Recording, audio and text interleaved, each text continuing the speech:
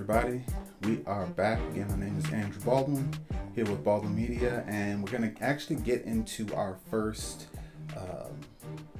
lesson. I don't really know what to call it, but let's call it a lesson for now. So, our first concept or challenge that we're going to kind of look into. So, should be looking at something that says relationship goals. Now, whenever we hear, hashtag relationship goals, all those different things, I know it seems a little bit older.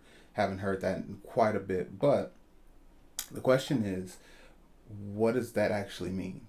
What does it look like to be a good husband, boyfriend, fiance? Is there any type of metric that we can kind of use to be able to figure that out before we get to the point of I do? And I think that's the challenge that I faced the most. I walked to the aisle and I said, all right, got stuff I'm trying to do here. I'm going to try to be the leader of my family. Now what?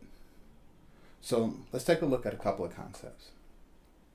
And the question I ask, is there a scale? Is there some type of objective, like, boom, hit these things?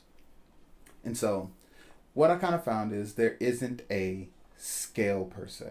There isn't some metric that we can always use and says, if you do X, Y, and Z, you'll be a good husband, good boyfriend, good fiance. Now, are there clues that we can kind of look at that say, okay, these are traits that say you probably are moving in that direction? Yeah, we have providing for yourself and for your family. That's a given, right? Should we be loving and caring? Yeah. Leader in the community in some way, shape, or form? Yeah. Role model for your children. Those are all things that we can usually say, okay, yes, those should be done. The question is there some type of objective level of performance scale that we can kind of go with? And to be honest, the answer is really no. Because what works in one relationship doesn't always work for the other. Even talking to parents, what works for one child doesn't always work for the other. And so we have to keep in mind that we have to actually figure out what that looks like. Okay? You have to actually spend and invest the time to figure out what is it going to look like to be a good husband, boyfriend, fiance, on and on. Now, if you come from a background where you have lots of examples, say, your father, grandfather, lots of people around you, that's perfectly fine. That's great. You have that direct knowledge and you have to figure out, okay, how do those traits kind of come together? If you come from a situation like myself, I didn't have all of those examples. Doesn't mean I didn't have any examples. It just meant that I had to then go out and seek those examples. I saw things in different relationships with different people that I said, man, I like that. I like how they did that. Oh man, their relationship seems really tight because.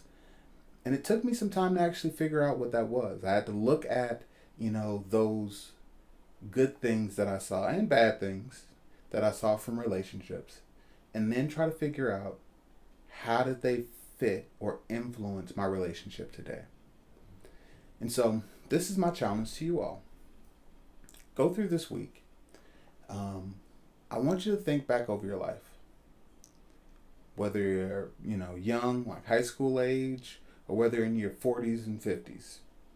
Think back to the people who you've seen that had successful relationships. It might have been successful periods of their relationship, but successful relationships. What were the traits? What were the habits? What were the things that you noticed that stood out to you that said that that is what success looks like? Was it, how they interacted? Was it little gifts and things that they, that the husband would do for his wife or for his children? Was it how they talked to each other? Was it how they interacted when they were angry with each other? These are all things that you want to kind of go back in your mind.